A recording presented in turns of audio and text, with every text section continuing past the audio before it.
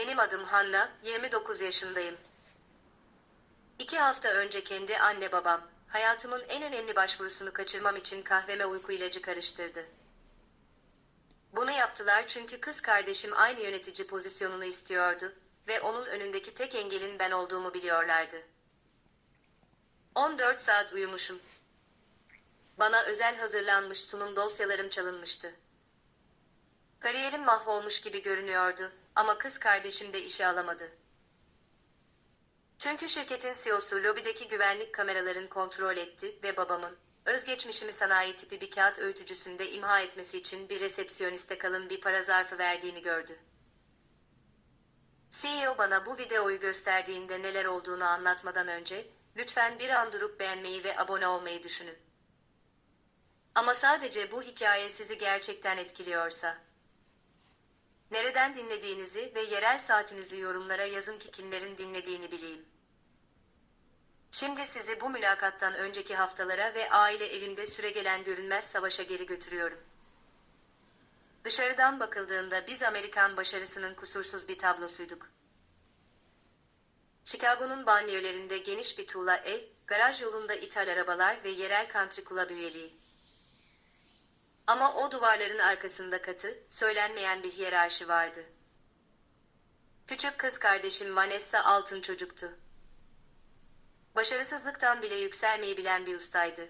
Ailemin onun için satın aldığı bir iletişim diploması ve yoluna çıkan herkesi manipüle etmek için tasarlanmış bir gülümsemeyle silahlanmıştı. Ben ise çalışkan olandım. Haftada 80 saat çalışarak üst düzey bir pazarlama direktörü oldum. Her terfiyi, her maaş artışını ve her saygı kırıntısını zor yoldan kazandım. 2 hafta önce Silikon Vadisi'nden acımasız bir teknoloji şirketi olan Vanguard Innovations, Chicago'da bir şube açacağını duyurdu.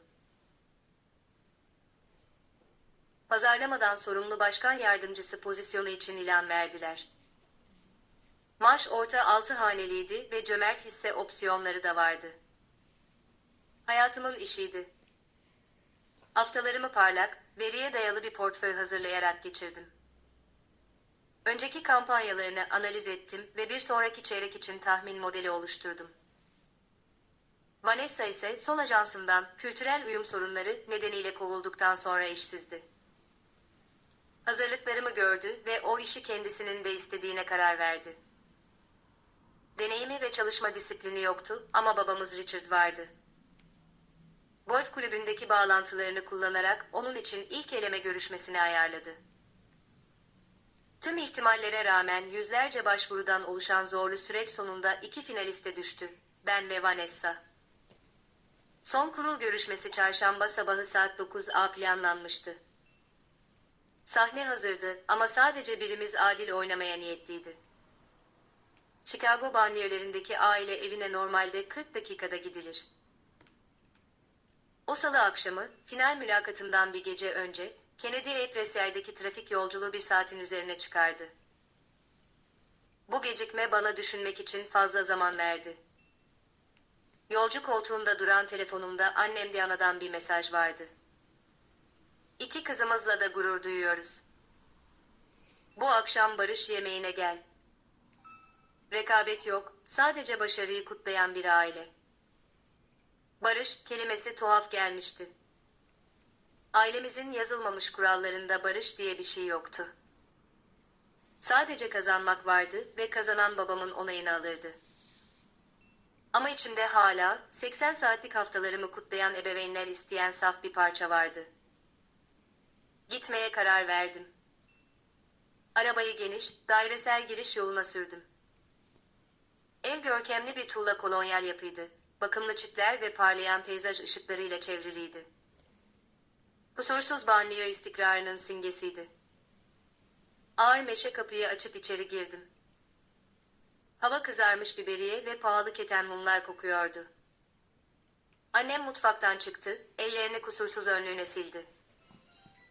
Her zamanki incilerini takmıştı ve yüzünde prova edilmiş dar bir gülümseme vardı.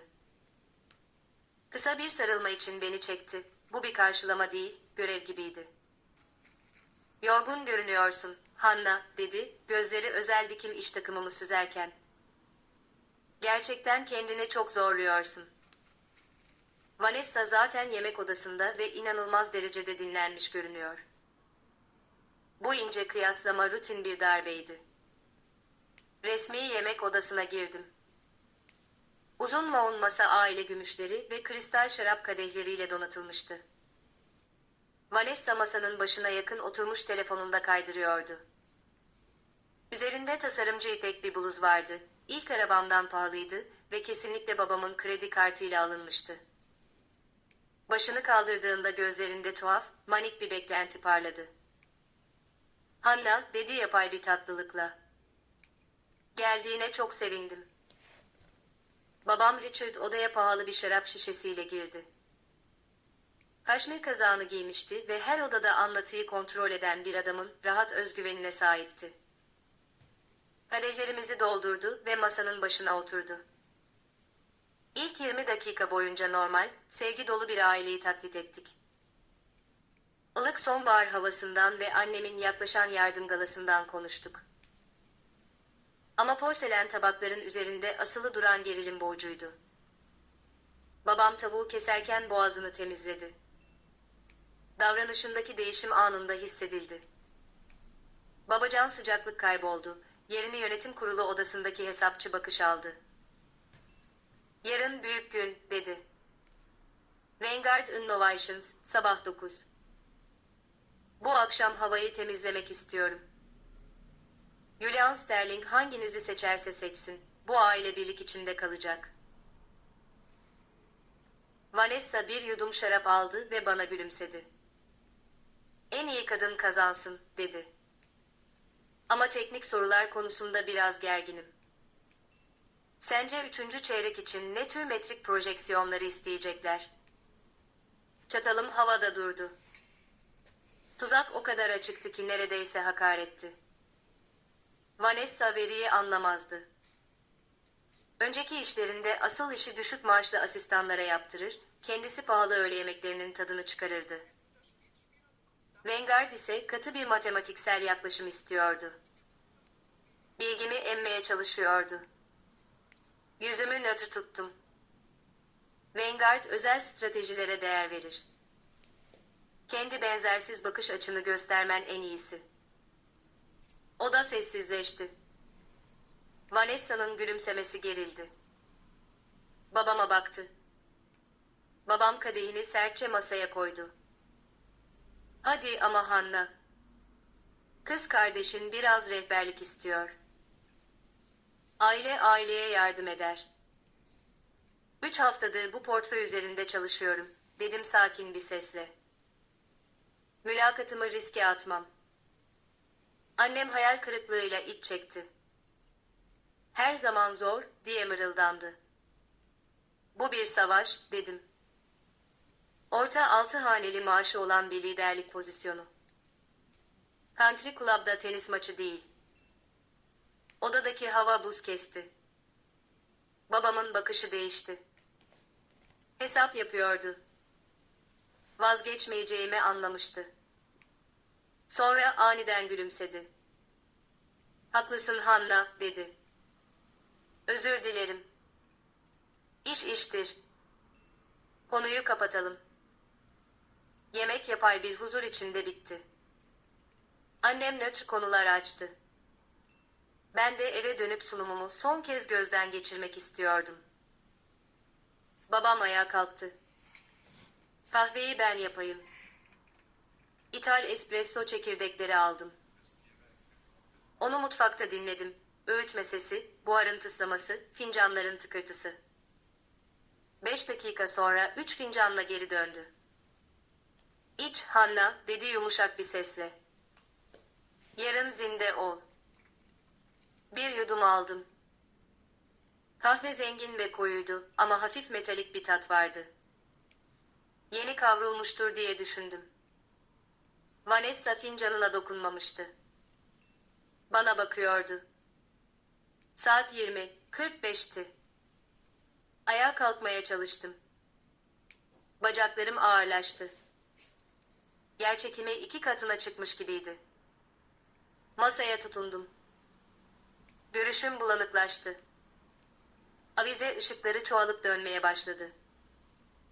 Bir şeyler yanlış diye fısıldadım ama dilim kalınlaşmıştı. Yere düştüm. Sadece gözlerimi hareket ettirebiliyordum.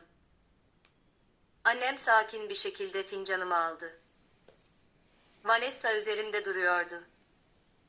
Yüzündeki zafer dolu gülümseme en net şeydi. Babam başımın yanına eğildi. Son sözleri zihnimde yankılandı.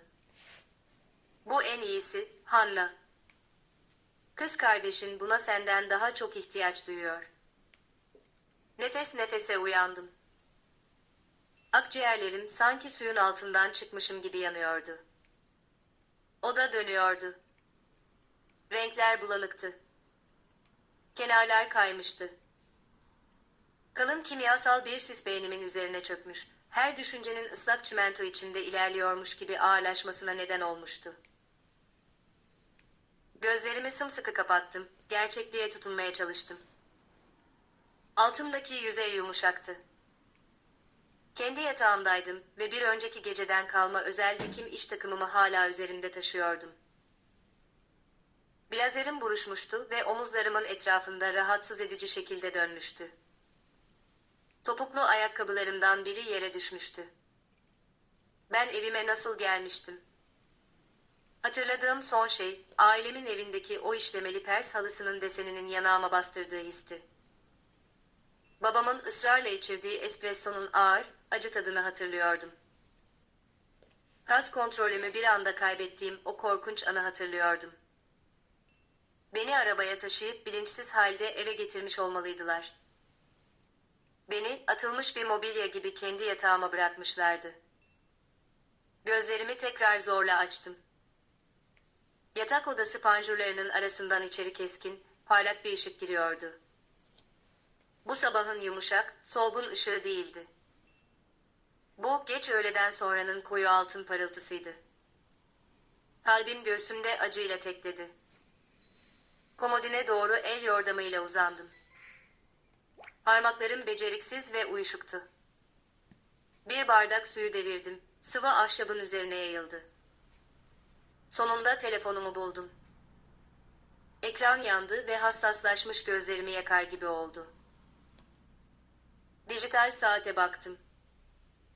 16:15. Nefesim boğazımda düğümlendi. Çarşamba öğleden sonrasıydı. Vanguard Innovations'daki Julian Sterling ile final panel mülakatım o sabah saat 9'daydı. Ekrana baka kaldım. Rakamların değişmesini bekledim. Bunun babamın fincanıma karıştırdığı o kimyasal maddenin yarattığı bir halüsinasyon olduğunu ortaya çıkarmasını bekledim. Rakamlar değişmedi. 16:16.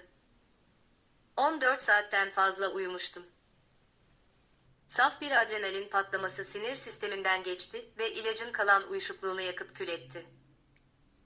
Yataktan fırladım, bacaklarım çarşafa dolandı ve sert ahşap zemine çakıldım. Dizim sıyrıldı ama acıyı görmezden geldim. Hayatımın en önemli profesyonel toplantısını kaçırmıştım. Kusursuz güvenilirlik gerektiren bir liderlik pozisyonu için artık yok olarak işaretlenmiştim. Yatak odasından mutfağa sendeleyerek çıktım. Deri iş çantam granit adanın üzerindeydi. Büyük bir sunumdan önceki akşam çantamı hazırlamak benim ritüelimdi. Çanta ağır olmalıydı, haftalarca süren emeğimin ağırlığını taşımalıydı. Saplarını tuttum. Çok hafifti. Ana fermuarı açtım. İç bölmeler boşaltılmıştı. 3 haftalık yoğun analitik çalışmamın somut kanıtı olan özel ciltli portföy yoktu. Tahmine dayalı pazar modellerimi içeren kalın fil dişi karton sayfalar, ayrıntılı demografik analizler, sıfırdan tasarladığım özgün konumlandırma stratejileri. Hepsi kayıptı. Yan cepleri karıştırdım. Gümüş USB bellek yoktu. Yedek dosyalarım yoktu. Premium kağıda basılmış özgeçmiş kopyalarım yoktu. Çantamı boşaltmışlardı. Beni sadece etkisiz hale getirmemişlerdi, sistematik olarak silahsızlandırmışlardı. Uyansam bile Vanguard'ın yönetim kurulu odasına boş ellerle girmemi garanti altına almışlardı. Çantanın içindekileri tezgaha döktüm. Birkaç kalem, sakız paketi ve gevşek bir ruj yuvarlanarak taşa çarptı. Laptopum hala kılıfındaydı. Çıkardım, açtım. Çalışma dizinime girdim. Vanguard Audit adlı klasör yoktu. Çöp kutusu boştu. Kim çantamı boşalttıysa yerel dosyaları da silmişti. Babam şifremi biliyordu.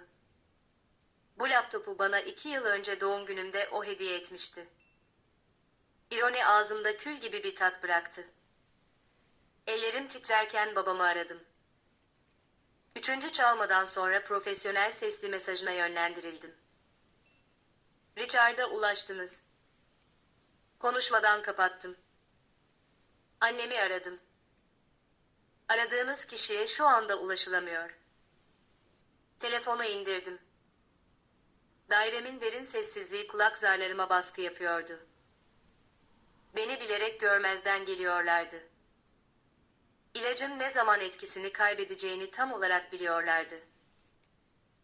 Bilinçli olarak ulaşılmaz kalmayı seçmişlerdi. Tezgaha yaslandım. Soğuk taş, ince kumaşın içinden sırtıma işledi. Dün gece zihnimde yeniden oynadı. Sözde barış yemeği, metriklerimi paylaşmayı reddettiğim an babamın değişen yüzü, kahve yapmayı teklif etmeden önce gözlerindeki hesapçı bakış. Mutfakta tek başına espressoyu hazırlamıştı.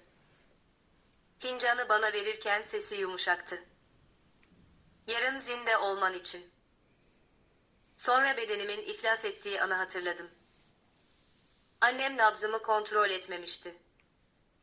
Yardım istememişti. Sadece boş fincanı almıştı. Kanıtı ortadan kaldırmıştı. Vanessa üzerimde durmuştu. O kendini beğenmiş, zafer dolu gülümseme. Bu bir anlık öfke değildi. Bu planlı bir kariyer suikastiydi. Geleceğimi kız kardeşimin hak iddiasıyla tartmış ve beni silmeye karar vermişlerdi. Göğsümü sıkıştıran panik yavaşça çekildi. Yerini derin, yakıcı bir öfkeye bıraktı. İlacın son kalıntıları da dağıldı. Zihnim keskin ve ürkütücü derecede berraktı. Çoğu insan yere çöker, ağlardı. Fırsatın kaybına ve aile ihanetine yas tutardı. Ben tek damla gözyaşı dökmedim. Ağlamak, artık onlara vermeye niyetli olmadığım bir kırılganlık gerektirirdi. Dik durdum ve blazerimin kırışıklıklarını düzelttim. Tezgahtaki boş deri çantaya baktım. Beni sildiklerini sanıyorlardı. Basılı grafiklerim ve dijital slaytlarım olmadan hiçbir şey olmadığımı düşünüyorlardı. Yanılıyorlardı. Portföy sadece kağıttı. Strateji, metrikler, tahmin modelleri benim zihnimdeydi. Onlar benim aklımı silemezdi. Ahşap zeminde ileri geri yürümeye başladım, savaş alanını analiz ederek. Saat 17'ye yaklaşıyordu. Vanguard'daki iş günü bitmek üzereydi. Julian Sterling ve yönetim ekibi muhtemelen değerlendirmelerini tamamlıyordu. Vanessa sabah boyunca cazibesini kullanarak sunum yapmış olmalıydı. Ama veriyi bilmiyordu. Analizi açıklayamazdı çünkü işi hiç yapmamıştı. Yürümeyi bıraktım. Sakin bir kararlılık üzerime indi. Sunum dosyalarım yoktu ama sesim vardı. Gerçek vardı. Kimyasal bir bayılma, hayatımın rotasını belirleyemezdi. Vanguard Innovations'ın merkezine gidecek ve bir görüşme talep edecektim. Koridordaki dolaba yöneldim, trench kotumu almak için. Tam pirinç kulpu kavradığım anda, ön kapının kilidine giren anahtarın metalik sürtünme sesini duydum. Sürgü ağır bir tıkırtıyla döndü. Dona kaldım. Bu dairenin anahtarına sahip yalnızca bir kişi daha vardı. Benimle kirayı paylaşan kız kardeşim. Bu sabah hak ettiğim işe başvurmak için giden kız kardeşim. Beni yemek odasının zemininde yılırken izleyip gülümseyen kız kardeş. Ağır meşe kapı içeri doğru açıldı ve dairemin sessizliği kırılmak üzereydi. Kapı stoperine çarpıp tok bir ses çıkardı. Vanessa eşiği geçti, beraberinde serin sonbahar havasını ve imzası haline gelmiş, o yoğun tasarımcı parfümünün yapışkan kokusunu getirdi. Az önce 3 saatlik zorlu bir yönetici panelinden çıkmış birine benzemiyordu. Zafer kazanmış bir alışveriş turundan dönmüş gibiydi. Parlak 3 alışveriş çantası bileklerinden sallanıyordu. Topuklu ayakkabılarını ayağından tekmeleyerek çıkardı, ahşap zeminde takırdadılar. Anahtarlarını içi boşaltılmış deri çantamın hemen yanındaki granit mutfak adasına fırlattı. Üzerinde kusursuz oturan, fil dişi rengi özel dikim bir pantolon takım vardı. Otorite yansıtması gereken bir kıyafet. Ama içini dolduracak bir öz yoktu. Sonunda başını çevirip koridorda durduğumu fark etti. Yüzünden bir anlık şaşkınlık gölgesi geçti. Ardından yapay, ışıl ışıl bir gülümseme yerleşti. "Ah, sonunda uyanmışsın," diye cıvıldadı. Sesi hafif ve havadardı. "Annem bu sabah mesaj attı. Gece boyunca korkunç bir mide virüsü geçirmişsin ve uyuyup atlatmaya karar vermişsin. Vanguard için ne büyük talihsizlik. Hanna, bugün o küçük grafiklerini prova etmeyi ne kadar istediğini biliyorum. Performansı buz gibiydi. Yalanı, hayatı boyunca sonuçlarına katlanmak zorunda kalmamış birinin zahmetsiz zarafetiyle taşıyordu. Buzdolabına gitti, paslanmaz çelik kapıyı açtı, bir şişe maden suyu çıkardı. Kapağını çevirdi, zarif bir yudum aldı ve şişenin kenarından bana baktı. Bağırmadım. Boş deri çantayı kafasına fırlatmadım. Onu izledim. Katman katman yalanını söktüm. Çocukluğumuzda Vanessa hep onaylanmış bir korsandı. Bilim yarışmasını kazandığımda annemle babam onun kendine özel hissetmesi için daha büyük bir kupa alırdı. Harçlığımla bir kazak için para biriktirdiğimde izinsiz alır ve mahvederdi. Annem de onun için yenisini alırdı. Aynı dinamikti. Sadece ölçek büyümüştü. Oldukça keyifli görünüyorsun, dedim, sesimi tehlikeli derecede düz tutarak. Panel iyi geçmiş olmalı. Vanessa tezgaha yaslandı, ayak bileklerini çaprazladı. Hak edilmemiş bir zafer enerjisiyle titreşiyordu. İnanılmazdı, dedi coşkuyla. Vanguard'ın merkezi nefes kesici. Zeminden tavana cam ve ham çelik. Hatta şirket içi baristaları var. Mülakatçılar çok vizyonerdi. Julian Sterling yoğun biri ama markasal sinerjiye dair taze bakış açımı gerçekten takdir etti. Markasal sinerji. Veri yokken konuşmaya atılan anlamsız bir kurumsal dolgu kelimesi. Vanguard veriye dayalı bir makineydi. Julian Sterling, nicel içeriği olmayan yöneticileri paramparça etmesiyle ünlüydü. Öngörücü müşteri kazanım modelleri hakkında ne düşündü, diye sordum sakince, bir adım yaklaşarak. 3. çeyrek için algoritmik tutundurma stratejilerini nasıl açıkladın? Vanessa göz kırptı. Parlatılmış gülümsemesi bir saniyeliğine sendeledi. Ah, o sıkıcı tablo işlerine pek girmedik, dedi elini sallayarak.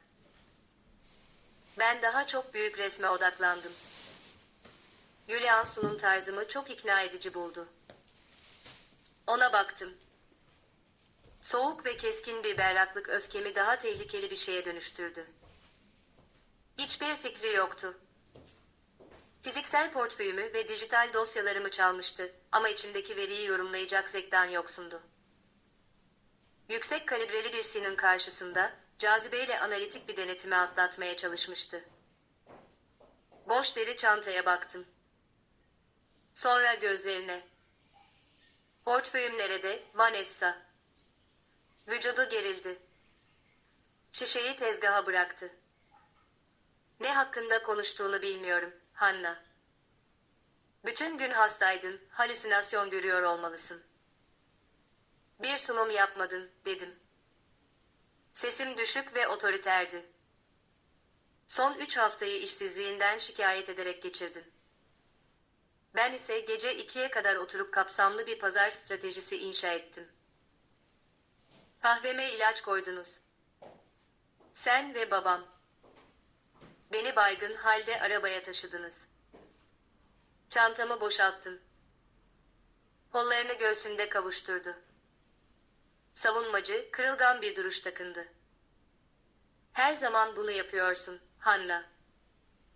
Başarılı olduğum anda saçma komplolar uyduruyorsun. Belki de networking konusunda senden iyiyimdir. Bugün o yönetim kurulundaki yerimi ben kazandım. Sen ortaya çıkamayacak kadar zayıftın. Küstahlığı nefes kesiciydi. Onunla tartışmak anlamsızdı. Son nefesine kadar inkar edecekti. Gerçek, babamın tanımladığı şeydi. O an kavradım, savaş bu dairede değildi. Savaş Vanessa'yla değildi. Annemle ya da babamla da değildi. Savaş dışarıdaydı. Vanguard'ın acımasız meritokrasisinde. Orada tek para birimi veri ve yetkinlikti. Ondan yüzümü çevirdim ve dolaba yöneldim. Özel dikim trenç kotumu askıdan aldım. "Ne yapıyorsun?" dedi Vanessa. Sesine ilk kez belirsizlik sızmıştı. "İş günü bitti, Hanna. Saat 6:30. Herkes gitmiştir." Kemerimi bağladım. Anahtarlarımı aldım. Ona döndüm. "Temel bir hesap hatası yaptın, Vanessa," dedim, bir hakimin hüküm verirkenki sessiz ağırlığıyla. "Kağıt çaldın. Fil dişi karton klasörü ve gümüş USB'yi çaldın. Büyünün mürekkepte olduğunu sandın. Ama aklımı çalamazsın. Anlamadığın bir algoritmayı ezberleyemezsin. Sonuç takıntılı bir CEO'yu kandıramazsın." Yüzü hafifçe soldu. Tasarım takımın altındaki korkmuş kız çocuğu bir an göründü. Cevap vermesine fırsat tanımadım. Kapıyı açtım ve çıktım. Çarpmadım. Kararlı bir klik sesiyle kapattım. Asansöre doğru yürüdüm. Adımlarım uzun ve kesindi. İlacın son sisi dağılmıştı. Yerini kristal berraklığında bir oda kalmıştı. Garaja indim, arabaya bindim. Motor homurdanarak çalıştı. Mekanik bir kalp atışı gibi. Chicago sokaklarına çıktım. Sonbahar akşamı çöküyordu. Sokak lambaları yanıyor, finans bölgesine giden yolu aydınlatıyordu. Trafik yoğundu, kırmızı stop lambaları ufka doğru akan bir nehir gibiydi. Ama ben avcı hassasiyetiyle ilerledim. Randevum yoktu. Güvenlik iznim yoktu. Basılı özgeçmişim ya da grafiklerim yoktu. Ama inkar edilemez bir gerçeği biliyordum. Eğer Vanessa Julian Sterling'in karşısında veriyi bilmeden blöf yaptıysa, onu büyülememişti. Onu küçümsemişti. Direksiyonu sıktım. Parmak eklemlerim beyazladı. Babam başarısızlığımı satın aldığını sanıyordu. Kız kardeşim geleceğimi çaldığını düşünüyordu.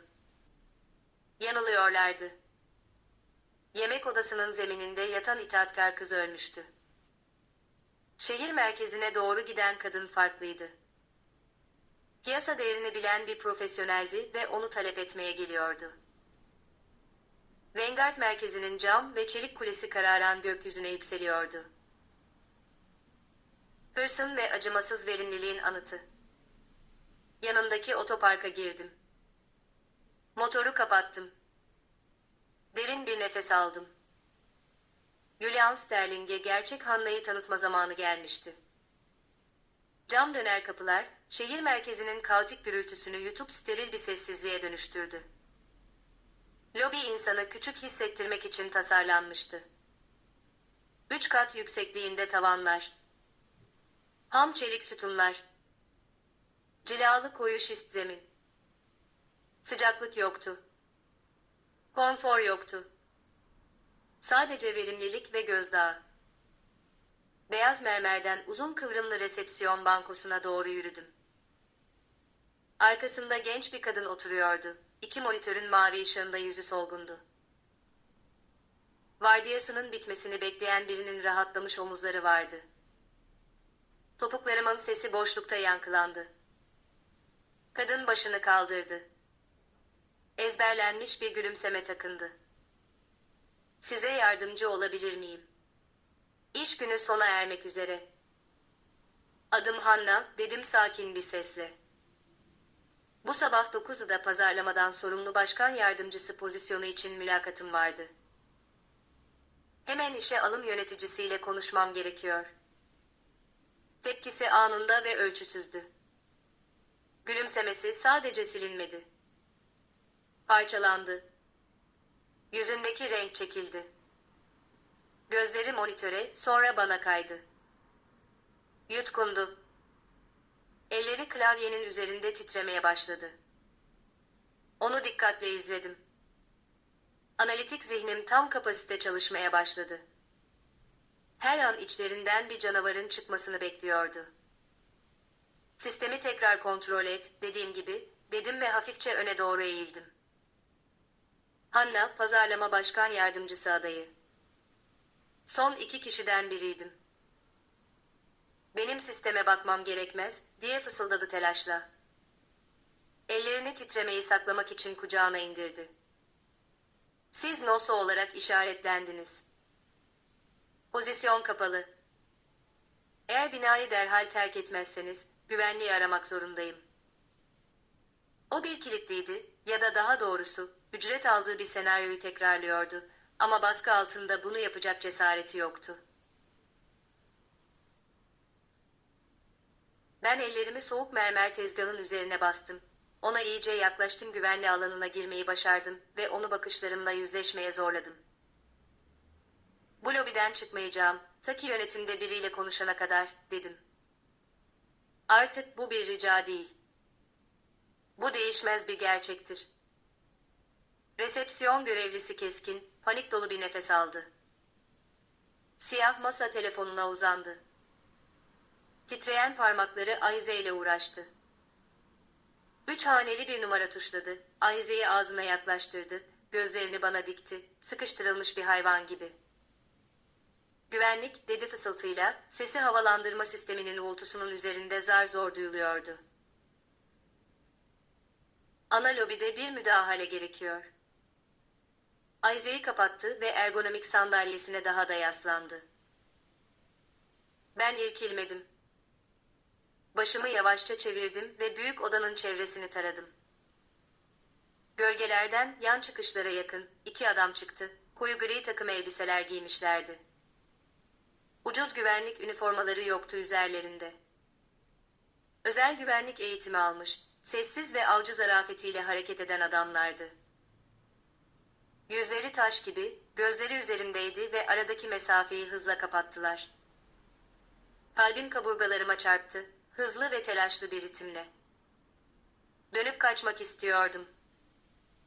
Vanguard Innovations merkezinden fiziksel olarak atılmak, kariyerim için ölümcül bir darbe olurdu. Kalıcı bir leke, Chicago iş çevresinde yıllarca anlatılacak bir hikaye olurdu.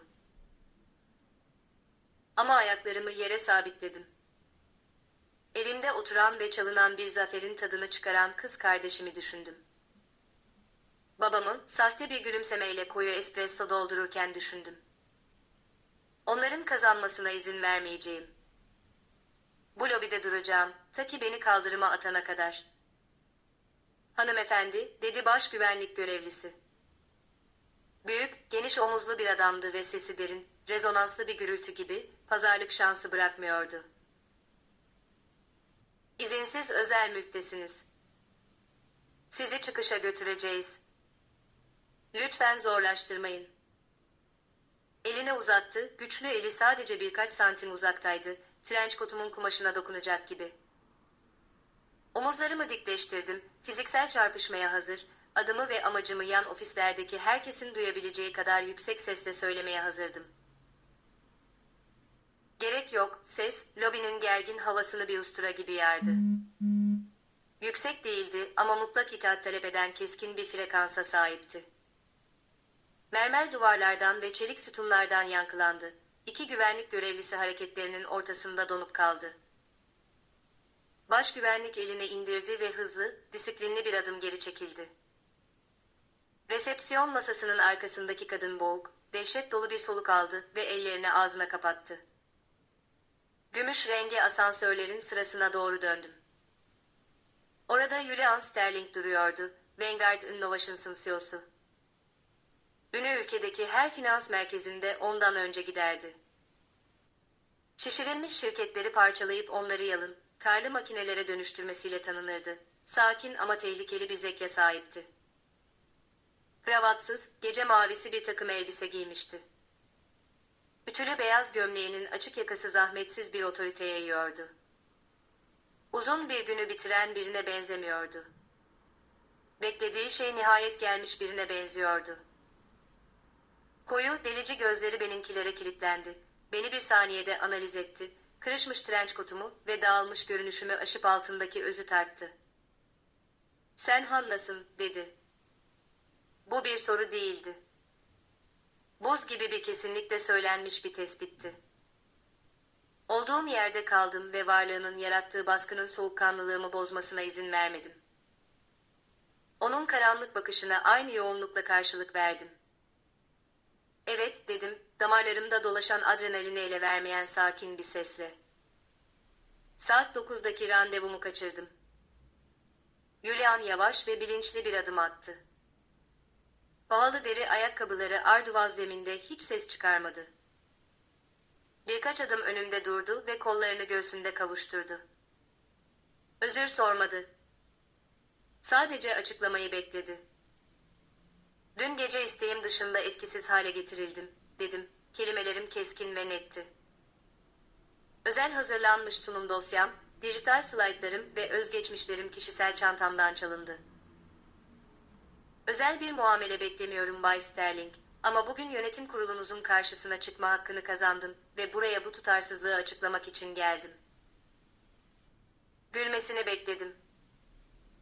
Beni zaman yönetimindeki başarısızlığı için dramatik bahaneler uyduran öfkeli ve dengesiz bir aday olarak görmesini bekledim. Güvenliğe başıyla işaret edip beni gözünün önünden uzaklaştırmasını bekledim. Onun yerine Julian Sterling'in yüzünde yavaş, yırtıcı bir gülümseme yayıldı. Bu eğlenmiş birinin gülümsemesi değildi. Bu son derece karmaşık bir yapbozun eksik parçasını yeni bulmuş bir zirve yırtıcısının gülümsemesiydi. Lobideki gerilim değişti. Dinamik, düşmanca bir mesafeden yoğun bir meraka dönüştü. Julian, göz temasını benden ayırmadan elini hafifçe salladı. İki güvenlik görevlisi anında geri çekilip geldikleri gibi sessizce gölgelerin içine karıştı. Resepsiyonist olduğu yerde donup kalmıştı. Gözleri korkuyla büyümüş, patronuna bakmaya cesaret edemiyordu. Julian arkasındaki özel yönetici asansörünün açık kapılarını işaret etti. "Benimle ofisime gel, Hannah," diye alçak sesle emretti. Arkasını dönüp kromla kaplı kabine girdi. Tereddüt etmedim. Titreyen resepsiyonistin yanından geçip CEO ile birlikte dar alana adım attım. Ağır gümüş kapılar kayarak kapandı ve bizi ani, sessiz bir mahremiyetin içine hapsetti. Asansör hızla en üst kata doğru yükselmeye başladı. Julian yanımda duruyor, dijital göstergede kat numaralarının artışını izliyordu. Beni şehir merkezine sürükleyen öfke ve panik, yerini soğuk ve keskin bir beklentiye bıraktı. "Senin kız kardeşin bu işi almadı, Hannah," dedi Julian Sterling, CEO, ekrana bakarken. "Hannah," dedi hala bana sırtını dönmüş halde. "Bir üst düzey aday, nihai panelden sadece birkaç saat önce kaybolur ve bizi sahtekar bir kişiyle bırakırsa, tesadüfleri kabul etmem. Veri istiyorum." Enter tuşuna keskin ve kesin bir vuruşla bastı. Ekrana döndüm. Monitör, 4 ayrı kamera açısına bölünmüştü. Hepsi az önce terk ettiğim zemin kattaki lobiyi gösteriyordu.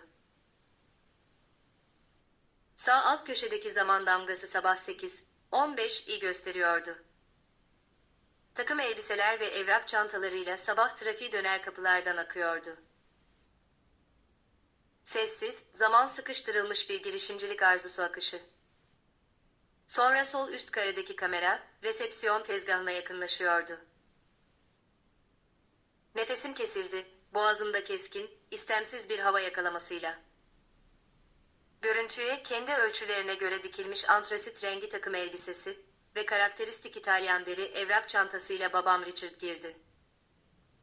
Mermere doğru, dünyanın ona saygı borçlu olduğunu düşünen bir adamın rahat ve iddialı adımlarıyla yaklaştı.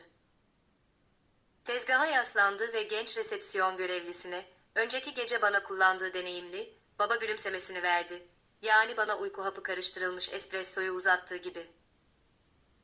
Resepsiyon görevlisi, onun ona servis ettiği yalanı duymak için öne eğilmeden önce, omzunun üzerinden gergin bir şekilde bakıyordu. Ben siyah beyaz görüntüyü dehşetle izledim. Tırnaklarım trenç kotumun yumuşak deri ceplerine battı. İhanet artık benim dairemde kurduğum soyut bir teori değildi. Yüksek çözünürlüklü ve belgelendirilmiş, tartışılmaz bir gerçeklikti. Babam ceketinin iç cebine uzandı. Kalın, üzeri etiketlenmemiş beyaz bir zarf çıkardı. Güvenlik kaydında bile banknot demetlerinin net dikdörtgen şekli tanınabilirdi. Zarfları mermer tezgahın üzerinden alıp doğrudan resepsiyon görevlisinin eline itekledi. Görevli bir an tereddüt etti. Pozisyonunda kısa bir moral hesaplama yaşandı, sonra parmakları kağıdı kavradı. Zarfı tezgahtan aldı ve ceketine sakladı. Julia'nın sesi yanımda düşük, tehlikeli bir mırıltı olarak duyuldu. "Dolar," dedi, sessiz değişimi yorumlayarak. Yokluklarını satın almak için hesaplanmış bir yatırım. Ama babam daha bitirmemişti. Evrak çantasını tezgaha koydu, kilitlerini açtı, içine uzandı ve tanıdık dikdörtgen bir nesne çıkardı. Benim özel yapım deri portfolyom. 3 haftalık titiz piyasa analizleriyle dolu fil dişi renkli kartstok sayfaları, öngörü modellerim, özel algoritmalarım, mesleki değerimin gerçek tasarımı. Bunu resepsiyon görevlisine uzattı. Görevli klasörü aldı, gözlerini masanın altına gizlenmiş kağıt öğütücüye dikti. Deri kenarı endüstriyel makineye itti. Kamera, ağır bıçaklar malzemeyi kavradığında masanın hafif titremesini yakaladı. Ben Julia'nın ofisinde donup kaldım. Entelektüel emeğimin fiziksel tezahürünün okunamaz konfetiye dönüşmesini izledim. Görevli aynı şeyi gümüş USB bellekle yaptı, yere düşürdü ve topuklarıyla kabuğunu ezdi. Julian devam etti. Özgeçmişini yerel sunucularımızdan etkili bir şekilde sildi. Sesi klinik ama kaynayan bir iğrençlikle doluydu. Onu gönüllü olarak işaretledi ve yokluğunu liderlik ekibime bildirecek standart alarm protokollerine atlattı. Babası sadece onu bayıltmadı. Hannah, şirket içindeki kimliğini sistematik olarak parçaladı. Köşe ofisteki sessizliklerindi. Yalnızca onlarca kat aşağıdaki şehir trafiğinin uzaktan gelen hafif uğultusu duyuluyordu. Kayıt döngüdeydi, babamın döner kapılardan içeri girdiği an yeniden başlıyordu. Göğsümden yayılan soğuk, hayaletimsi bir acı hissettim. Bu, derinlere gömülmüş bir umudun ölümüydü. İçimdeki saf ve ısrarcı çocuk hep şuna inanmıştı. Yeterince sıkı çalışırsam, inkar edilemez değerimi kanıtlarsam, bir gün ailem beni seçecekti. Bu illüzyon şimdi paramparça olmuştu. Videodaki portföy kadar acımasızca yok edilmişti. Bakışlarımı kaçırmadım. Kendimi döngüyü bir kez daha izlemeye zorladım ve babamın o tamamen hesapçı gülümsemesini hafızama kazıdım. Bundan sonra hayatta kalabilmek için ihtiyacım olan zırh buydu. Julian yanımda duruyor, tepkimi analiz ediyordu. Gözyaşı bekliyordu. Bir çöküş, duygusal bir zayıflık belirtisi arıyordu. Beni şirketinin en üst kademeleri için uygunsuz kılacak bir kırılma. Ona hiçbir şey vermedim. Duruşum dimdikti, çenem kilitliydi. Ailemizin ticaret yaptığı para birimi bu, Bay Sterling, dedim. Sesim ürkütücü derecede sakindi. sabah beni sarsan paniğin izi yoktu. Kız kardeşimin önündeki engelleri kaldırdılar, yan hasarı umursamadan. Ve ben o yan hasardım. Julian duvardaki monitörden uzaklaştı. Koyu gözleri soğukkanlı yüzümü inceledi. Yüzünün sert, avcı çizgilerini kısa bir gerçek saygı parıltısı yumuşattı. Çoğu insan şu anda ya bağırırdı, dedi alçak sesle, ya da avukatını arardı. Avukatlar için yeterince zamanım olacak, diye karşılık verdim, bakışını bırakmadan. Şu an denklemin geri kalanını anlamam gerekiyor. Vanessa işi alamadı dediniz. Babam onun önüne açtıysa, neden başarısız oldu? Julian siyah ceviz masasının arkasına geçti. İnce, gümüş bir tableti eline aldı ve cam ekrana dokundu. Yeni bir dosya canlandı. Güvenlik kaydı kayboldu, yerini dijital bir slayt sunumu aldı. Benim sunumum. Kapak sayfasında Vanguard logosu vardı. Altında 80 saat boyunca incelterek geliştirdiğim spesifik algoritmik pazar stratejisi. Kız kardeşiniz hakkında konuşalım, dedi Julian. Sesi bir oktav düştü. Buz gibi ve tehlikeli bir beklentiyle doluydu. Çünkü lobimdeki rüşvet sadece ön oyundu. Asıl suç bu sabah saat 10'da yönetim kurulu salonunda işlendi.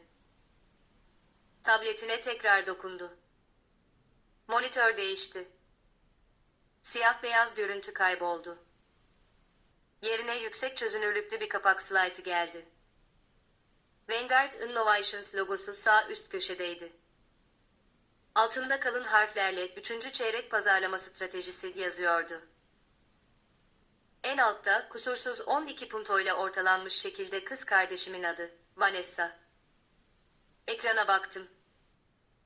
Derin, buz gibi bir his tenimi kapladı. Bu 3 yorucu haftada inşa ettiğim plandı. Seçtiğim özel hack kodlarını tanıyordum. Özel tipografiyi tanıyordum. Her veri noktasını biliyordum.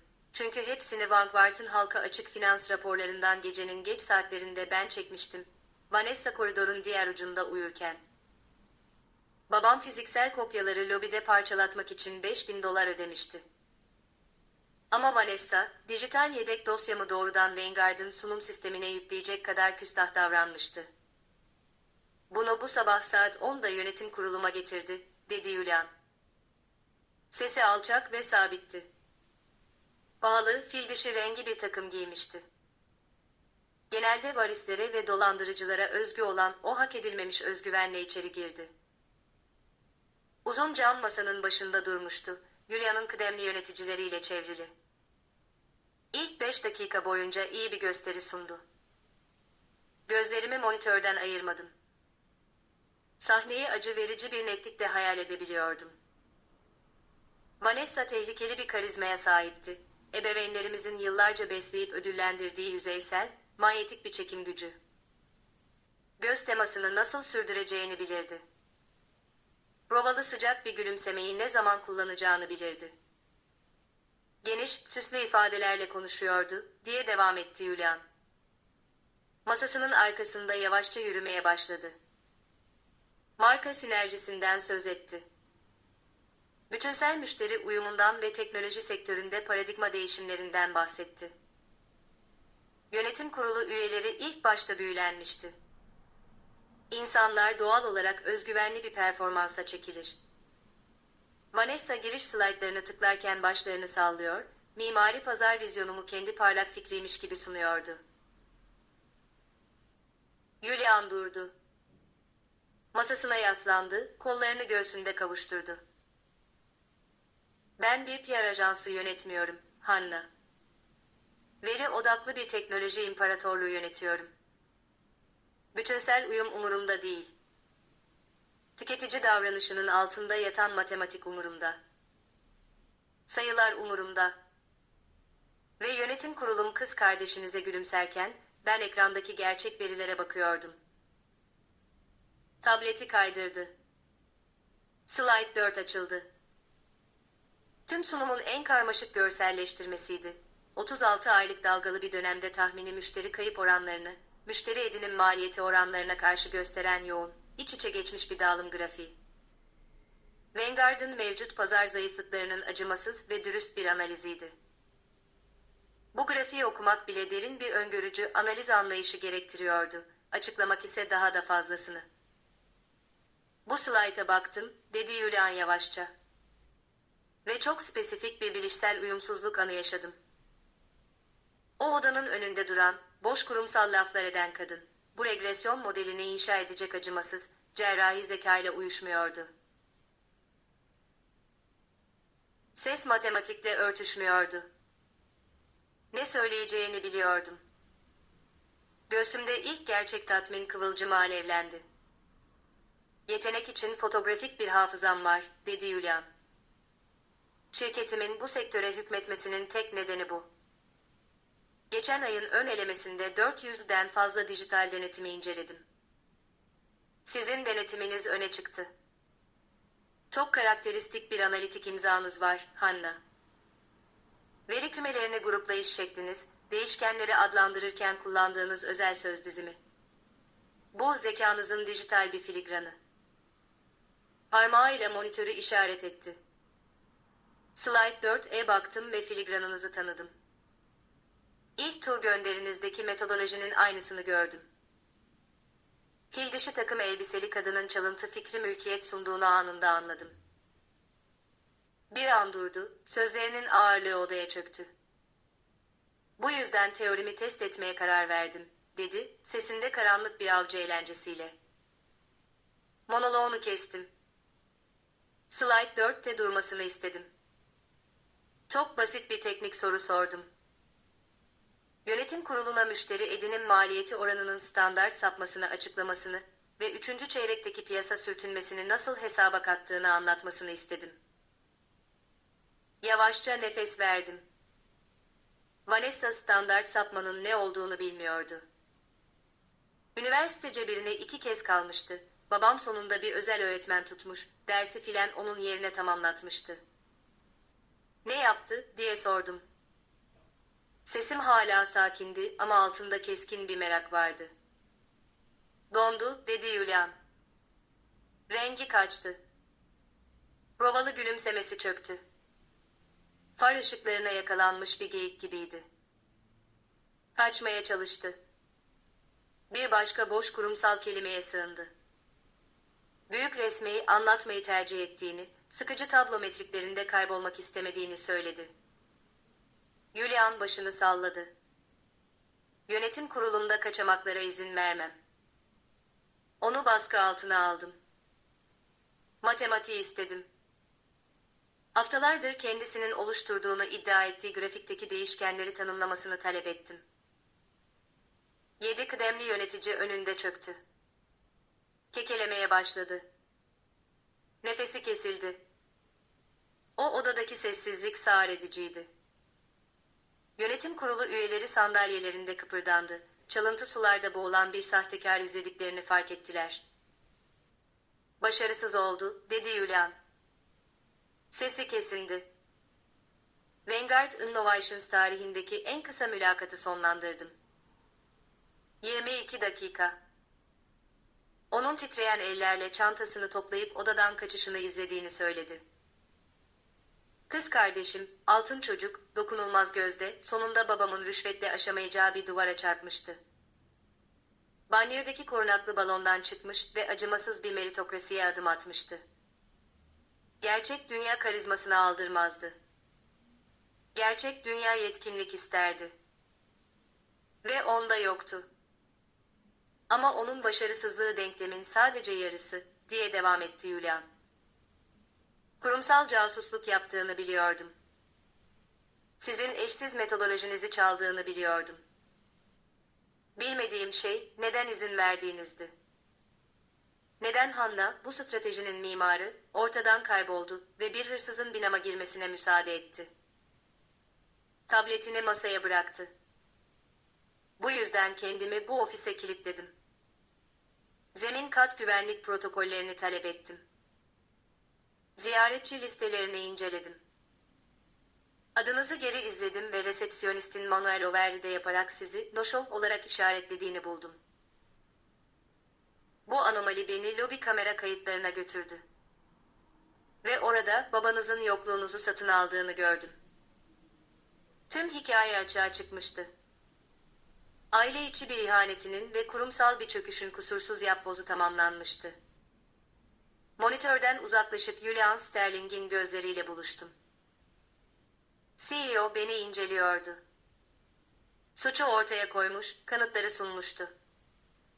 Şimdi kurbanın nasıl tepki vereceğini bekliyordu. Bana mülakatı parçaladığını söyledi, dedim. Boğuk, kuru bir kahkaha çıktı. Onu 1 saatten az önce dairemde bıraktım. Alışveriş poşetleri taşıyor, kaçınılmaz başarısını kutluyordu. Büyük resim enerjimi sevdiler, dedi. Julian gülmedi. Sanrılar, yetersizler için güçlü bir başa çıkma mekanizmasıdır, dedi sessizce. Kız kardeşiniz çok yakında gerçekle yüzleşmek zorunda kalacak. Masasına yaslandı, kollarını kavuşturdu. Analitik mesafesi keskin bir kararlılığa dönüştü. Beni buraya sadece bir postmortem için çağırmamıştı. O her değişkeni optimize eden bir adamdı. Ben eksik değişkendim ve artık tam karşısındaydım. Odanın sessizliğinde yeni bir çatışmanın gölgesi belirdi. Julia'nın gözleri gözlerime kilitlendi. Sanki oda birkaç derece daha soğudu. Suçu tespit ettik, Hanna, dedi tehlikeli bir tonla. Şimdi sonuçları konuşmalıyız. Kurumsal suçları cezasız bırakmam. Ve sanırım bu akşam sizinle aramızda çok spesifik bir anlaşma yapmamız gerekecek. Siyah ceviz masasının kenarına yaslanmış halde beni izlemeye devam etti. Bana ailemin profesyonel yıkımımı nasıl planladığını kanıtlamıştı. Babamın personeline rüşvet verdiğini, kız kardeşimin zekamı çalmaya çalıştığını göstermişti. Bu ihanetinin ağırlığının beni kırmasını bekliyordu. Kırmadı. Bir gece önce babamın espressoya gizlice karıştırdığı sakinleştirici tamamen sisteminden çıkmış, yerini soğuk ve keskin bir adrenalin almıştı. Tek bir gözyaşı dökmedim. Sesimi yükseltmedim. Vanguard Innovations'ın Chief Executive Officer'ına baktım ve önüme serdiği verileri basitçe, takdir eden bir baş hareketiyle onayladım. Çok nadir görülen bir psikolojik dayanıklılığa sahipsiniz, Hanna, dedi Julian. Sesi pürüzsüzdü ve içinde gerçek bir profesyonel saygı tonu vardı. Çok daha az baskı altında çöken deneyimli yöneticiler gördüm. Tek bir çeyrek tahmini diye paniğe kapılan başkan yardımcıları gördüm. Az önce öz kan bağlarınızın kariyerinizi öldürmeye çalıştığını izlediniz ve nabzınız bir kez bile hızlanmadı. Nabzım gayet normal, Bay Sterling, diye karşılık verdim, omuzlarım geride, duruşum dimdik. Panik işe yaramaz bir ölçüttür. Geçmişi değiştirmez, geleceği de güvenceye almaz. Bugün buraya yokluğumla ilgili bir tutarsızlığı netleştirmek için geldim. Siz de bana eksik olan değişkenleri sağladınız. Julian kısa ve keskin bir gülümsemeyle karşılık verdi. Yüzündeki ürkütücü çizgiler bir anlığına derin bir hayranlığa dönüştü. Masanın kenarından uzaklaştı, ayağa kalktı ve yerden tavana uzanan pencereye doğru yürüdü. Uzun süre Chicago silüetinin parıldayan ızgarasına baktı, sonra tekrar bana döndü. Ben kurban işi almam, dedi kesin bir sesle. Mimar işi alırım. Yıkılmış bir manzaraya bakıp enkazın üzerinde nasıl bir kale inşa edileceğini çözebilen insanları işe alırım. Kız kardeşiniz yönetim kuruluma yürüyerek girdi ve içi boş bir kabuk olduğunu kanıtladı. Başarının estetiğine sahipti ama onu ayakta tutacak temel zevkten yoksundu. Temeli siz inşa ettiniz. 3. çeyrek rotamızı haritalamak için gereken görünmez, sert işi siz yaptınız. Bana doğru yavaş, bilinçli bir adım attı. Pazarlama başkan yardımcılığı pozisyonu size ait, Hanna. Ortajaltı haneli bir taban maaş, tam yönetici yan hakları. Önümüzdeki 3 yıl içinde kademeli olarak hak edilecek kapsamlı bir hisse opsiyon paketi. Departmanımı yönetmenizi istiyorum. Pazartesi sabahı başlamanızı istiyorum. Kelimeler suite'in sessiz havasında asılı kaldı. Kemiklerimin içine işleyen derin, tanımlayıcı bir zafer hissi yerleşti. Yıllarca ailem bana amansız çalışma disiplinimin bir karakter kusuru olduğunu söylemişti. Adanmışlığımı bir rahatsızlık gibi göstermişlerdi. Vanessa'nın hak etmediği spot ışığının arkasına geçmeyi reddeden inatçı bir tavır gibi. Yetkinliğim onların uydurduğu anlatıyı tehdit ettiği için yükselişimi aktif olarak sabote etmişlerdi. Ama bu ofiste, ülkenin en acımasız teknoloji şirketlerinden birinde üst düzey bir pozisyonu güvence altına almışken, fikirlerinin tamamen önemsiz olduğunu anladım. Babam zekamı satın alamazdı. Kız kardeşim dayanıklılığımı kopyalayamazdı. Pozisyonu kabul ediyorum, dedim, sesim sakin ve sarsılmazdı. Fırsat için teşekkür ederim. Bay Sterling, revize edilmiş onboarding stratejimi pazar akşamına kadar e-postanızda bulacaksınız. Julian başını memnuniyetle salladı. Mükemmel. İşe alım sürecini tamamladığımıza göre, lobimde gerçekleşen güvenlik ihlalini ele almalıyız. Vanguard Innovations katı bir etik kurallar çerçevesinde faaliyet gösterir. Kurumsal casusluğa toleransım yoktur. Ve dış tarafların personelimi rüşvetle sistemlerimizi manipüle etmesine asla izin vermem. Konsoluna yürüdü, gümüş tabletini aldı.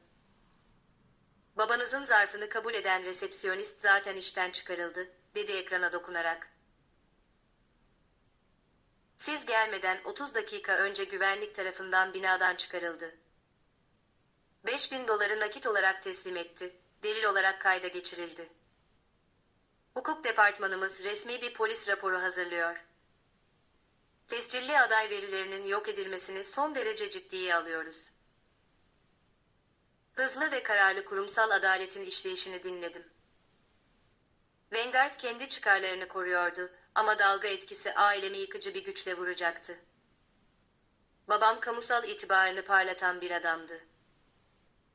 Yerel hayır kurumlarının yönetim kurullarında oturur, banliyödeki seçkin country club'ında politikacılar ve banka yöneticileriyle golf oynardı. Kimliği, kusursuz ahlaki otorite ve nesiller boyu süren zenginlik promeksiyonu üzerine kuruluydu. Kurumsal rüşvetle ilgili cezai suçlamalar onu yalnızca utandırmazdı. Ömrünü inşa ederek geçirdiği yüksek krallığı yerle bir ederdi. Ve kız kardeşiniz, diye ekledi Julian, koyu gözleri daralarak. Bu sabah çalıntı fikri mülkiyeti resmi bir mülakat sırasında yönetim kuruluma sundu. Bu, eyalet ve federal ekonomik suç yasalarının açık ihlalidir. Vanguard, dolandırıcılık teşebbüsü nedeniyle sivil tazminat davası açma hakkına sahiptir. Tabletini bıraktı, başını hafifçe eğerek bana baktı. Kurumsal makine zaten harekete geçti, Hanna. Ancak bunların sizin akrabalarınız olduğunu kabul ediyorum. Hukuk ekibimi tamamen devreye sokmadan önce, kişisel sonuçlarla nasıl başa çıkmayı planladığınızı bilmek istiyorum. Şu anda neredeler? Yavaş ve kontrollü bir nefes verdim. Annemin bu hafta gönderdiği mesajları düşündüm. Telaşlı planlamaları, pahalı rezervasyonları. 1 saat önce mutfağımda duran Vanessa'yı hayal ettim. Tasarımcı alışveriş poşetlerini sallayarak çalıntı zaferinin heyecanıyla titreşiyordu. Kutlama yapıyorlar, dedim. Sözlerime acı bir ironisindi. Ailem şehir merkezindeki Capital Grille'in özel yemek salonunu tuttu. Büyük bir akşam yemeği partisi. Geniş akrabalarımızı, babamın iş ortaklarını, country club üyelerinin yarısını davet ettiler. Bu akşam Vanessa için bir zafer yemeği veriyorlar. Başkan yardımcılığı pozisyonunu aldığını sanıyorlar ve Chicago'nun yüksek sosyetesinin bunu görmesini istiyorlar. Julian kıpırtısız kaldı. Dudak kenarı hafifçe seyirdi. Kazanılmamış bir iş için zafer kutlaması yapacak kadar büyük bir kibire sessiz bir tepkiydi bu. Bir yalana kadeh kaldırıyorlar, diye devam ettim. Sesim her kelimede biraz daha soğudu. Babam muhtemelen pahalı şampanyalar sipariş ediyor, gururlu patriği oynuyor. Beni denklemden çıkardıklarını sanıyorlar. Evimde yalnız oturduğumu, gizemli bir hastalıkla uğraştığımı ve anlatılarına meydan okuyamayacak kadar zayıf olduğumu düşünüyorlar. Julian kusursuz beyaz gömleğinin manşetlerini düzeltti. Masasındaki antika saate baktı. Saat 19.00'a yaklaşıyordu. Şehir merkezinde akşam servisi çoktan başlamış olmalıydı. Konuklar yerlerine oturmuş, kadehler kalkmıştı. Son 3 haftayı finansal denetimleri inceleyerek ve adaylarla görüşerek geçirdim, dedi alçak bir sesle. Sesinde tehlikeli, avcı bir ritim vardı. Günlerdir düzgün bir yemek için binadan çıkmadım. Ve aniden çok pahalı bir bifteğe karşı inkar edilemez bir iştah duyduğumu fark ediyorum. Ona baktım ve onu bu kadar korkulan bir lider yapan taktiksel acımasızlığı açıkça gördüm. Bu yalnızca yeni başkan yardımcısını destekleme teklifi değildi. Şirketini dolandırmaya kalkışan insanları kendi sahnelerinde yüzleştirmek için stratejik bir fırsattı. Partiyi basmak istiyorsunuz, dedim. Göğsümde karanlık bir beklenti kök saldı. Julian deri koltuğunun arkasından ceketini aldı, kusursuz ve kesin hareketlerle giydi, yakalarını düzeltti. Doğrudan iletişime inanırım, Hanna. Babanız binama girip personelimi yozlaştırırken kendini rahat hissetti. Kız kardeşiniz yönetim kuruluma girip zekama hakaret ederken rahattı. Benim de iyiliğe karşılık vermem ve onların seçkin misafirleriyle tanışmam uygun olur. Klavyenin yanında duran kalın bir manila dosyasını aldı. Ön yüzünde Vanguard'ın hukuk mührü vardı. İçinde yüksek çözünürlüklü güvenlik görüntüleri, rüşvetin fotoğrafik kanıtı ve parçalanmış portföyün belgeleri bulunuyordu. Mutlak yıkımın kağıt izi. Yeni işvereninizi ailenize tanıtmaya hazır mısınız, diye sordu dosyayı yanına alarak. Suite'in ağır çift kapılarına baktım. Dün gece aile evine giren o korkmuş, itaatkar kız artık yoktu. Espressoya karıştırılan sakinleştirici kanıma karıştığı an ölmüştü. Bu ofisten bir silikon vadisi titanının tam gücüyle desteklenen bir üst düzey yönetici olarak çıkıyordum. Ve onun imparatorluğunu küle çevirecek kibrit elimdeydi. Hazırım, dedim. Suite'den birlikte çıktık. Yönetici katı sessizdi. Loş akşam ışığı Arduvaz halının üzerine uzun gölgeler düşürüyordu. Krom asansöre bindik, kapılar kayarak kapandı. Kabin aşağı inerken mekanik uğultu, nabzımın kararlı atışıyla uyumluydu. Vanguard binasından çıktık ve serin sonbahar gecesine adım attık. Chicago havası keskin, yağmur ve egzoz kokuluydu. Siyah, zarif bir limuzin kaldırımda bekliyordu. Şoför arka kapıyı açtı. İçeri girdik, ağır kapılar kapanarak bizi koyu deri ve karartılmış camdan oluşan bir kozanın içine hapsetti. "Kapital gri," dedi Julian şoföre. Limuzin hareket etti, şehir merkezinin ışıklı trafiğine karıştı. Camdan kayan şehir ışıklarını izledim. Doğrudan ailemin inşa ettiğini sandığı krallığın kalbine gidiyorduk. Tuzak kurulmuştu. Kanıtlar hazırdı. Ve mükemmel illüzyonlarının üzerine son perde inmek üzereydi. Chicago sokaklarından geçiş bir boşlukta ilerlemek gibiydi. Yanımdaki Julian Sterling'le birlikte limuzinin içinde otururken şehir ışıkları camda akıp gidiyordu. Sonbahar yağmuru asfaltı kayganlaştırmış, neon yansımaları uzatmıştı. Lastiklerin ritmik uğultusunu dinledim. 29 yıl boyunca babama karşı gelme düşüncesi kalbimi korkuyla hızlandırırdı. O dokunulmaz bir otorite aurası inşa etmişti. Onayını aramaya, hayal kırıklığından korkmaya şartlandırmıştı beni. Ama şimdi ihanetinin inkar edilemez kanıtlarıyla donanmış olarak bu deri koltukta otururken korku yoktu. Yerine soğuk, klinik bir beklenti almıştı. Ben masada yer dilenmeye gelen korkmuş bir kız değildim. Yönetim kurulunu dağıtmaya gelen bir yöneticiydim. Limuzin Capital Graal'in görkemli girişinde durdu. Restoran eski lüksün bir kalesiydi. Maun panelleri, kuru dinlendirilmiş biftekleri ve finans elitlerinden oluşan müşterileriyle ünlüydü. Babamın bir zaferi sahnelemek için seçeceği yer tam olarak burasıydı. Sadece bir kutlama değil, bir seyirci istiyordu. Country Club arkadaşlarının, golf partnerlerinin ve geniş ailemizin, kızının bir güç merkezine yükselişini görmesini istiyordu. 10 yıllardır finanse ettiği illüzyonu doğrulamaları gerekiyordu. Şoför kapımı açtı.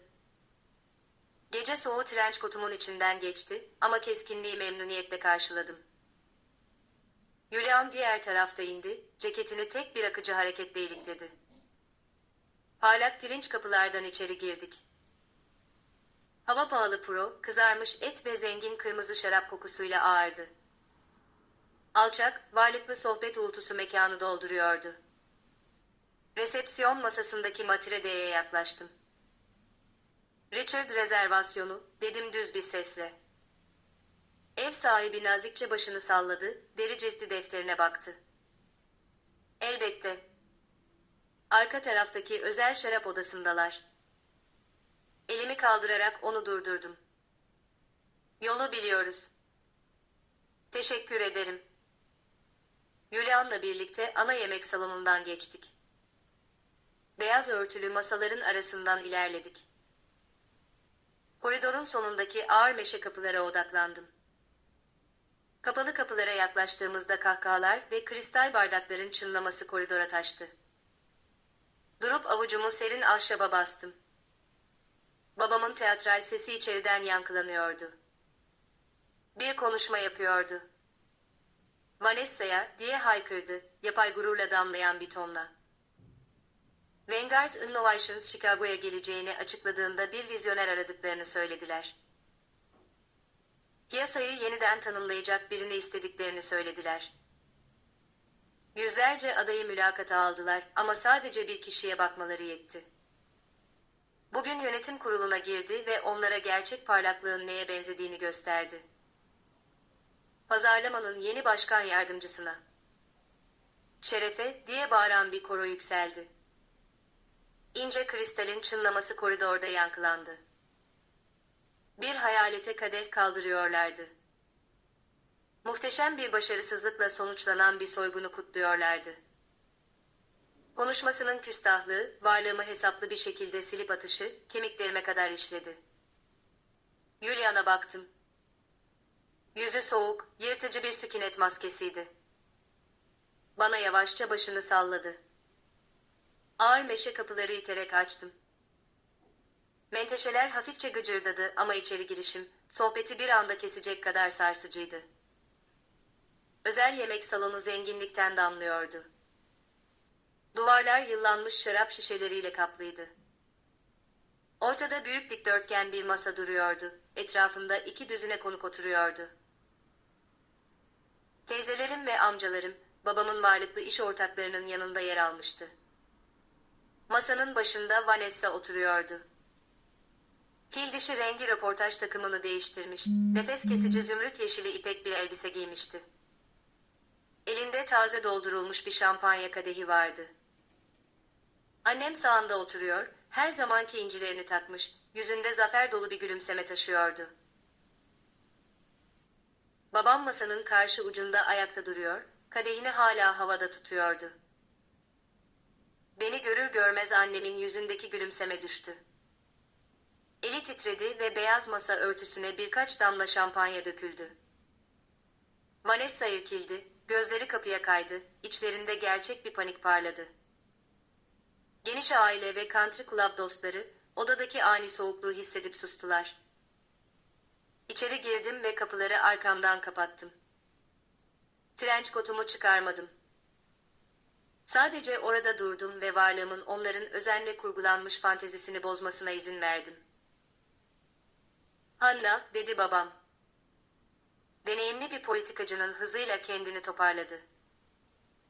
Kadehini indirdi ve yüzüne küçümseyen, sözde üzgün bir ifade yerleştirdi. "Sonunda uyanmışsın. Senin için çok endişelendik." Sesini yükseltti ki odadaki herkes sahte şefkatini duyabilsin. "Dün gece yakalandığın mide rahatsızlığı gerçekten talihsizdi. Bugün için ne kadar hazırlandığını biliyorum ama iş dünyası hızlı ilerler. Baskıyı bu sabah kaldıramadın, canım." Elini omzuma koymak için uzattı. Beni eşitlerinin önünde zayıf ve hasta kız kardeş olarak göstermek, kendi hırsımın altında ezildiğim yalanını pekiştirmek istiyordu. Baskıyı gayet iyi kaldırdı, Richard. Ses bana ait değildi. Koridorun gölgelerinden geldi. Julian Sterling kapıları yeniden açtı ve kristal avizenin ışığına doğru yürüdü. Odada meydana gelen değişim sarsıcıydı. Masadaki erkeklerin yarısı Chicago finans sektöründe üst düzey yöneticilerdi. Wall Street Journal okurlardı. Şirket devralmalarını takip ederlerdi. Lacivert takım elbiseli adamın kim olduğunu çok iyi biliyorlardı. Masada toplu bir nefes alış duyuldu. Babamın bankacı dostlarından biri çatalını düşürdü. Gümüş çatal porselen tabağa çarptı. Babam donup kaldı. Uzattığı eli havada asılı kaldı. Yüzündeki renk çekildi, kül rengine döndü. Milyarder ve Vanguard Innovations CEO'sunun aile yemeğine girmiş olmasını kavrayamıyordu. Vanessa boğuk bir çığlık çıkardı. Sandalyesini geriye itti ama şarap şişeleriyle kaplı duvar ve korku içindeki annesi arasında sıkışıp kaldı. Julian kimseyi selamlamadı. Ne zengin konukları ne de pahalı şarapları umursadı. Sessiz ama yıkıcı bir otorite yayıyordu. Masanın ortasına yürüdü, gümüş şampanya kovasının yanında durdu. Ceketinin iç cebinden kalın bir dosya çıkardı. Vanguard'ın hukuk mührü kapağın üzerinde belirgindi. Dosyayı masaya bıraktı. Pirinç kilit açıldı, yüksek çözünürlüklü parlak fotoğraflar beyaz masa örtüsünün üzerine saçıldı. Güvenlik kamerası görüntüleriydi. Babamın resepsiyon masasından beyaz bir zarf dolusu nakit parayı uzattığı açıkça görülüyordu. Resepsiyon görevlisinin omzunun üzerinden endişeyle baktığı kare vardı. Ve son olarak benim deri portföyümün sanayi tipi bir kağıt öğütücüye atıldığı an. Julian babama baktı. "Bunu düşürmüş olmalısınız, Richard," dedi sakin bir sesle. Babam konuşmaya çalıştı ama sesi çıkmadı. Julian devam etti. Resepsiyon görevlisi parayı teslim etti. Yazılı ifade verdi. Talimatınızla adayın belgelerini imha ettiğini itiraf etti. Odada mırıldanmalar yükseldi. Konuklar sandalyelerini geri çekmeye başladı. İtibar onların dünyasında para birimiydi ve babamın itibarı sıfırlanmıştı. "Bir saat önce resmi suç duyurusunda bulunduk," dedi Julian. "Rüşvet ve delil karartma suçlamalarıyla. Yetkililer şu anda tutuklama emri çıkarıyor." Babam sandalyesine çöktü. Yıllarca inşa ettiği kusursuz patriark imajı gözlerinin önünde dağılıyordu. Julian masanın başına baktı. Vanessa hala sandalyeye yapışmıştı. Zümrüt yeşili elbisesi, korkudan küçülen bir kadının üzerinde tuhaf görünüyordu. "Ve bir de kızınız meselesi var," dedi Julian. "Bu sabah yönetim kurulu odama geldi. Son derece karmaşık bir pazar fetih stratejisi sundu. Bunun kendi çalışması olduğunu iddia etti." Vanessa'nın dudakları titredi. "Bu strateji bayılttığınız adaya aitti," dedi Julian net bir şekilde. O an odadaki herkes şunu anladı. Bu bir kutlama değildi. Bu bir infazdı. Bu fikri mülkiyet hırsızlığı ve endüstriyel casusluğun ders kitaplarındaki tanımıdır. Vanguard Innovations, sizlere karşı azami sivil tazminat taleplerinde bulunacaktır. Vanessa, girişimci dolandırıcılığı telafi etmek için sahip olduğunuz tüm varlıkları haczediyoruz. İllüzyon parçalandı. Altın çocuk maskesi binlerce keskin parçaya dönüştü. Vanessa gözyaşlarına boğuldu. Bu, genellikle bizim ailemizi manipüle etmek için kullandığı nazik, sırılsıklam ağlamalar değildi. Bu, gerçek bir paniğin beslediği, kaotik ve çirkin hıçkırıklardı. Juliana sonra bana baktı ve hayatında ilk kez, onun kurtarılması için müdahale etmeyeceğimi fark etti. "Yapmadım," diye haykırdı Vanessa, sesi kırıldı. Titreyen parmağıyla doğrudan babamı işaret etti. "Bana bunu yapmamı söyledi. Dedi ki, Hannah, yola çık." Sunumu eve getirdi ve slaytları ezberlememi söyledi. Fikri oydu. Hırsızlar arasındaki sadakat ortadan kalktı. Baskı uygulandığında babam irkildi ve en sevdiği kızına dehşetle baktı. O ise kendini kurtarmak için onu halka açık bir şekilde suçladı. Onların toksik bağı, benim dışlanmam üzerine kurulu, gözlerimin önünde çözüldü. Annem sandalyesini geri çekti. Ayağa kalktı, yüzü gözyaşlarıyla kaplıydı ve masanın etrafında bana doğru yürüdü. Titreyen elleriyle kolumu tutmaya çalıştı. "Hannah, lütfen," dedi annem. Sesi çaresiz, ince bir fısıltıydı. "Bunu durdurmalısın. Onunla konuşmalısın. Biz aileniziz. Babamı hapse atmasına izin veremezsin. Kız kardeşini mahvetmesine izin veremezsin. Lütfen bunu düzelt." Ben, yemek masasında çöküşümü izleyen kadına baktım. Beni kendi çocuğunun güvenliğini hiçe sayarak bir suçu örtbas etmek için soğuk ve mesafeli bir şekilde izlediğini hatırladım. Bir adım geri attım ve tamamen menzilden çıktım. "Siz artık ailem değilsiniz," dedim. O espressoyu döktüğünüz anda. Sözlerim sakin, öfkesiz, üzüntüsüzdü. İçimde derin bir özgürleşme hissi vardı. "Artık sizin sorun çözücünüz değilim, anne. Vanessa'yı seçtiniz. Bu sonucu seçtiniz. Şimdi bununla yaşamak zorundasınız." Arkamı döndüm. Babama, elleriyle hıçkıran, kız kardeşime ve ince masa örtüsüne tutunarak ağlayan annemi geride bıraktım. Julian Sterling'e baktım. "Hannah, Vanguard Innovations'ın yeni pazarlama başkan yardımcısıdır," dedi Julian donmuş odaya. Sözleri ailemin umutsuzluk çığlıklarının arasına keskin bir şekilde girdi. "Ve şunu herkes için netleştireyim, şirketim yöneticilerini korur.